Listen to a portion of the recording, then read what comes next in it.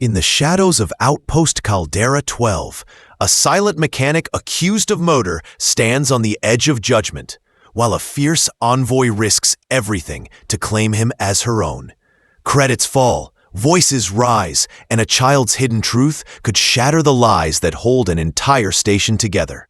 If you are new to the channel, then please subscribe to the channel and like the video, and tell us in the comments where are you watching from.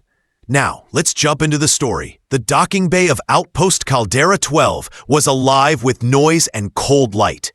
The auction ring floated like a metal disc, harsh lamps making every face look pale and tired. Crowds gathered because nothing interesting ever happened here unless someone got hurt or someone paid enough credits to stir trouble. Tonight promised both. A mechanic stood inside a humming energy field, broad shoulders filling a torn work uniform. Burn marks scarred his wrists from restraints that had been too tight. A pale line traced from his jaw to his collar, the kind of scar that came from a tool used wrong or used with intent. People whispered his name as if it were a curse. They called him Monster. Some said he killed a supervisor in Cargo Bay 3. Others said the truth was more complicated. Rumors held power in a place like this. Director Tamsin Rudd stood at the front, her uniform heavy with years of duty. She had spent decades trying to keep order on a station where rules were more like suggestions.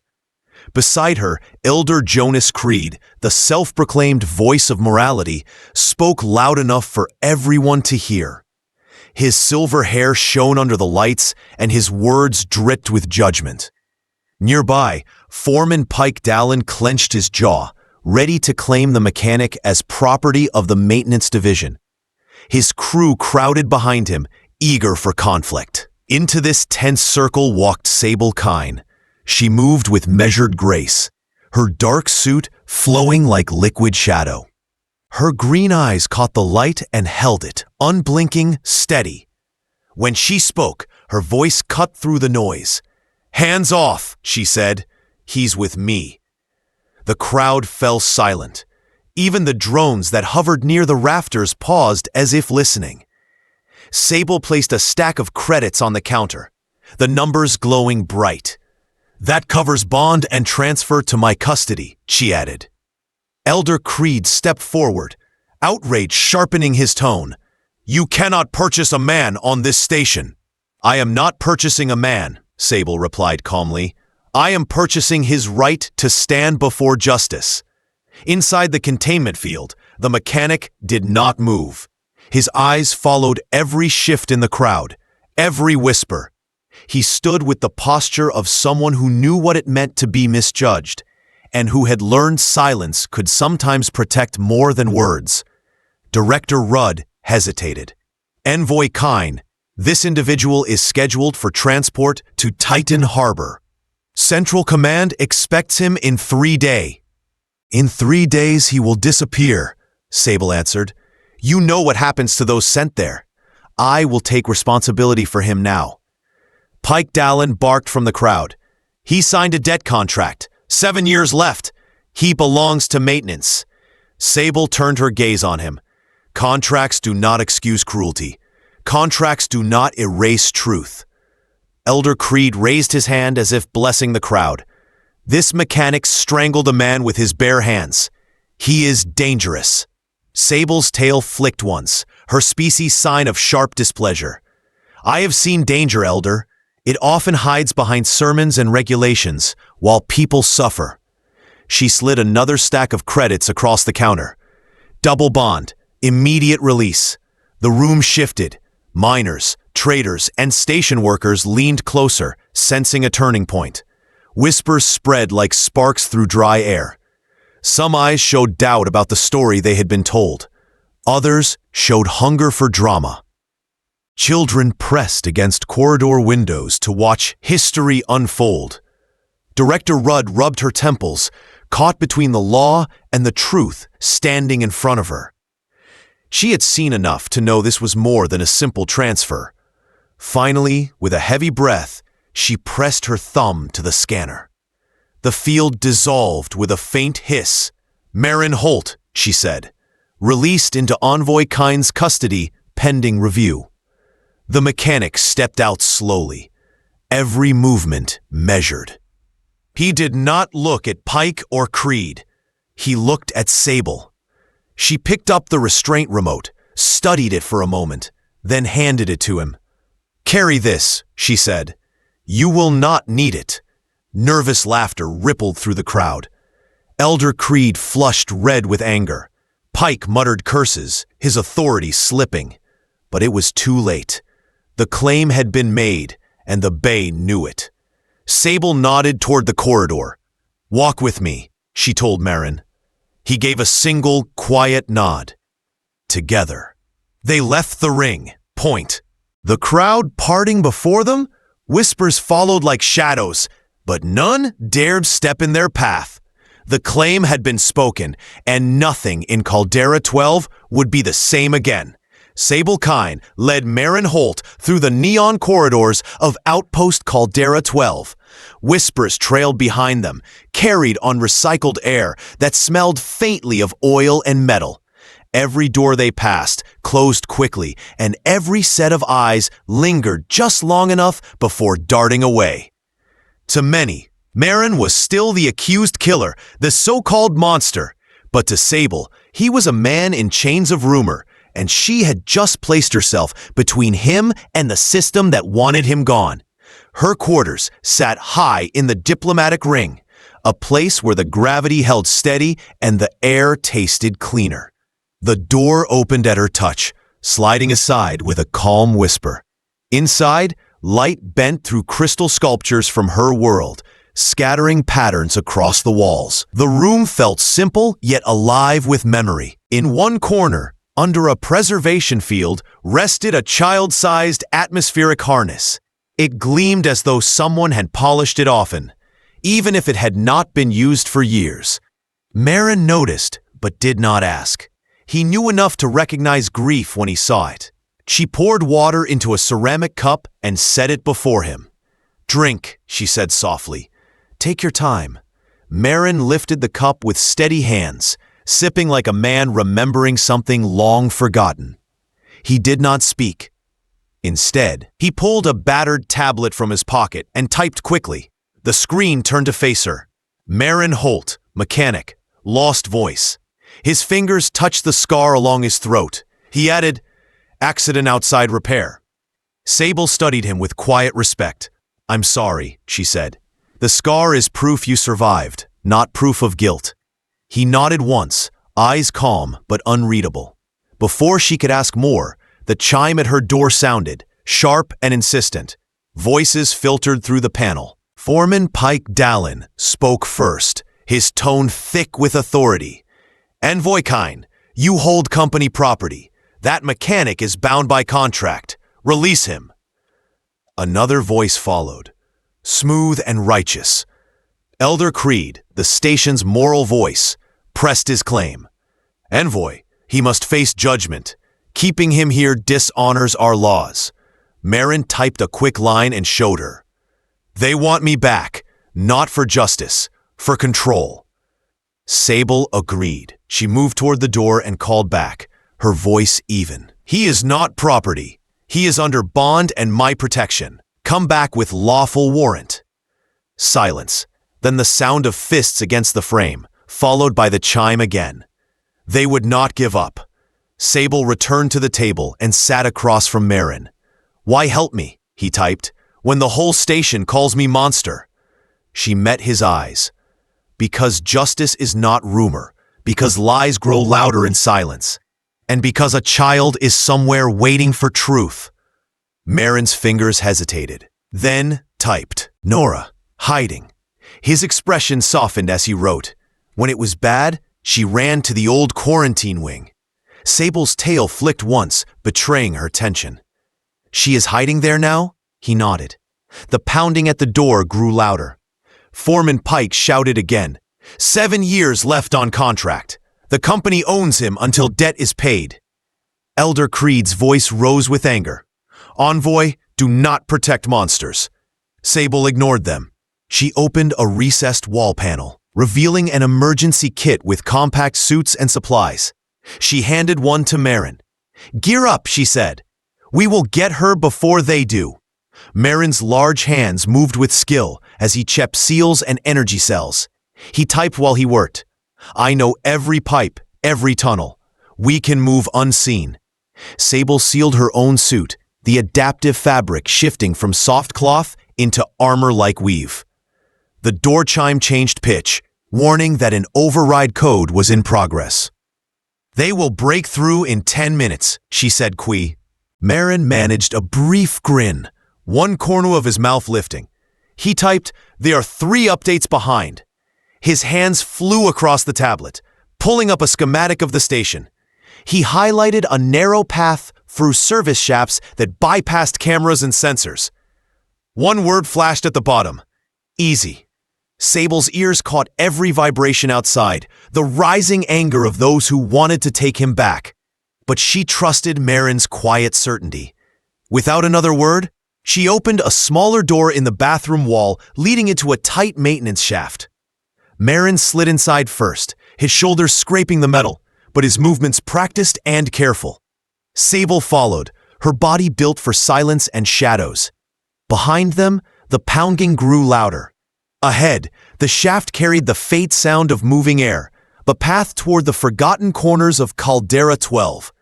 They had made a bargain in front of the whole station. Now they would prove it by finding the child, uncovering the truth, and surviving long enough to make their voices heard. The maintenance shafts of Outpost Caldera 12 stretched like veins through the station. The air was heavy with dust and the metallic tang of old repairs. Pipes groaned as recycled water moved through them, and wires hummed faintly with forgotten energy. Sable Kine and Marin Holt moved quickly but carefully, the narrow passages forcing them close to the steel walls. Behind them, the sounds of angry voices faded, replaced by the steady pulse of the station's machinery. Marin led the way, his broad frame surprisingly graceful in the confined space. He had spent years working these tunnels, and he knew every twist and turn. Sable followed, her green eyes catching what little light there was, her movements smooth and silent. She trusted his path, because here in the hidden bones of the station, Marin Holt was no monster. He was a guide. They descended deeper, crawling down ladders and sliding through narrow openings until the air grew colder. Sable noticed his pause at a junction. He tilted his head, listening. She sharpened her hearing too and caught it. A faint, thin sound carried along the metal. A child's cry, fragile but real. "Nora," Marin typed quickly on his tablet, holding the glow so Sable could see. She nodded. The girl was close. They reached the old quarantine wing, a place the station had long abandoned. Its scanners were broken, its doors half-rusted. The corridor smelled of mildew and stale oxygen. There, in the corner of the first room, sat a small figure in a patched atmospheric suit too large for her frame. The helmet lay at her side. Dark hair fell across her face, and bruises, old and new, marked her arms. Nora looked up when she saw them. Her eyes widened, and in a heartbeat, she launched herself at Marin. He caught her gently, lifting her into his arms, as if she weighed nothing at all. She buried her face in his chest, sobbing. "They said you were gone," she whispered. "They said you killed him." Marin's hands were steady as he held her, though his eyes carried a storm. Sable crouched at a respectful distance, her voice calm and low. "I'm Sable," she said, "a friend of Marin's." Nora peeked out, cautious but curious. "You're different," she said softly. "Felidae," Sable replied, her lips almost curving into a smile. "And you are very brave, Nora." The girl shook her head. "I'm scared all the time." Sable's eyes softened. "Being brave doesn't mean you are not scared. It means you keep going even when you are." Marin gently sealed the helmet back onto Nora's suit and checked the valves, his practiced hands ensuring she was safe. Sable handed over a pouch of filtered water, connecting it to the suit's feed. Nora sipped and nodded, reassured by the small kindness. But the quiet moment ended quickly. Sable's ears twitched at the sound of boots in the corridor outside. She counted at least 10 security officers moving together. "They are coming," she whispered. Marin didn't hesitate. He guided them to a panel already loosened by his earlier work.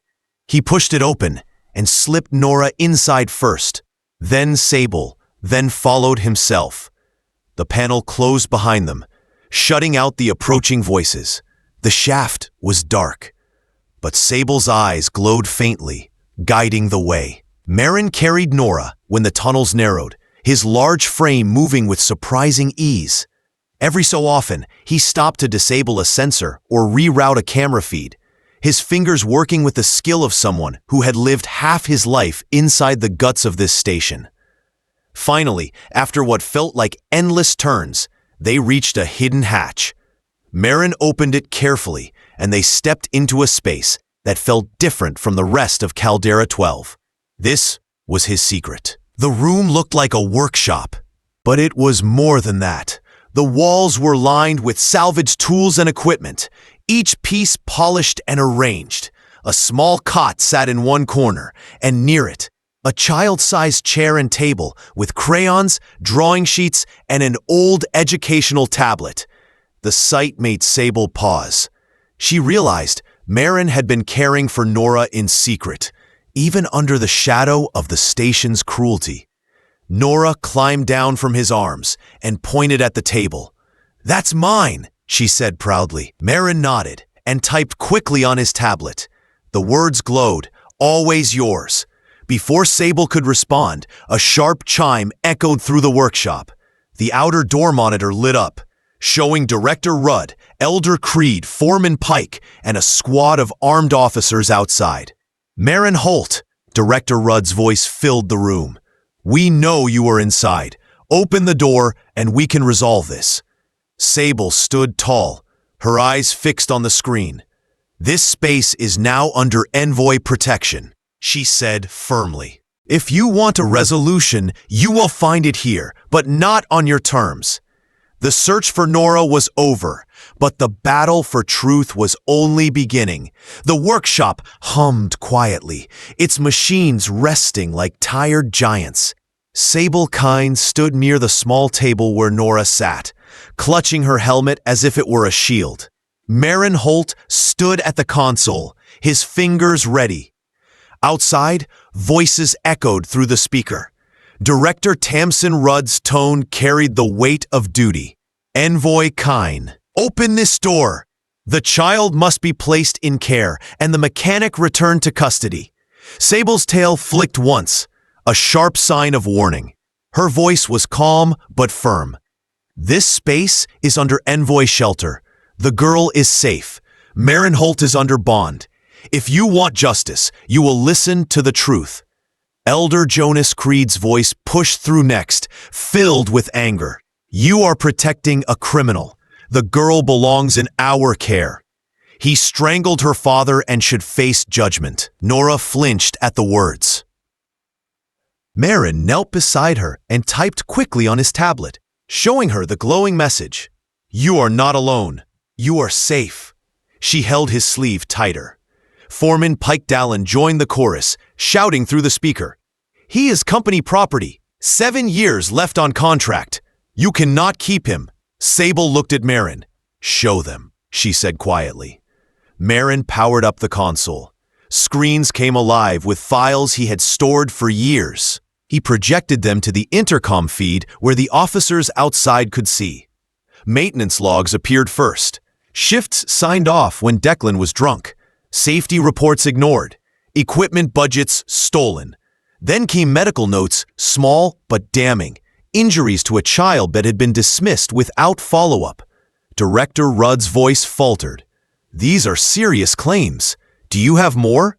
Marin's hands moved again. He opened a folder marked, "For later."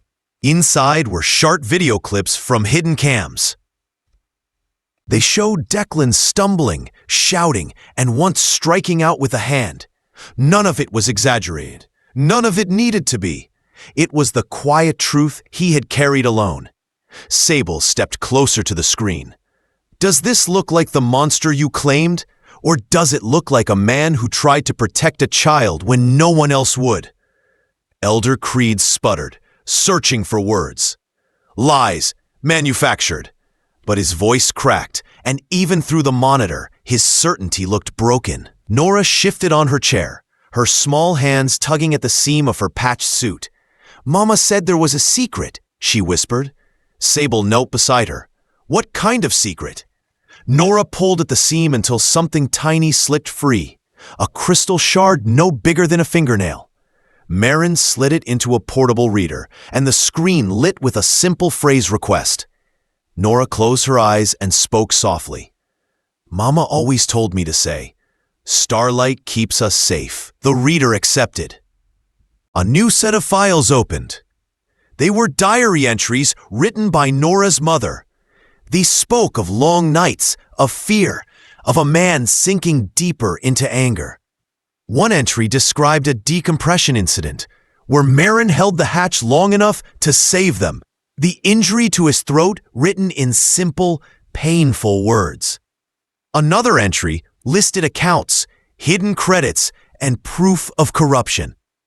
Director Rutt's voice returned, softer now. Send us those files. We will begin a full inquiry. Sable nodded. Then hear me clearly. The contract is void. The child is under protection. Marin Holt is free on bond until judgment from a neutral court. If you resist, this station faces an interstellar incident.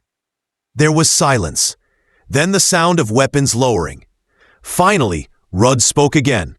Agreed.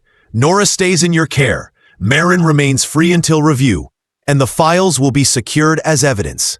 Foreman Pike cursed, but stepped back. Elder Creed said nothing. The officers dispersed, their boots fading into the distance. Inside, the room felt lighter. Marin powered down the console and handed the shard back to Nora. He typed on his tablet, "Yours, always a light." Nora smiled for the first time that night. Sable placed a hand on the table and met Marin's gaze. This station is different now. Not fixed, but changed. Marin gave a small nod. Nora leaned against him, tired but safe. For the first time, the word monster no longer followed him. Instead, he was simply Marin Holt, a man who kept his promise. The proof had been revealed, and the stand had been made. And in that quiet workshop, the beginning of a new story had been written.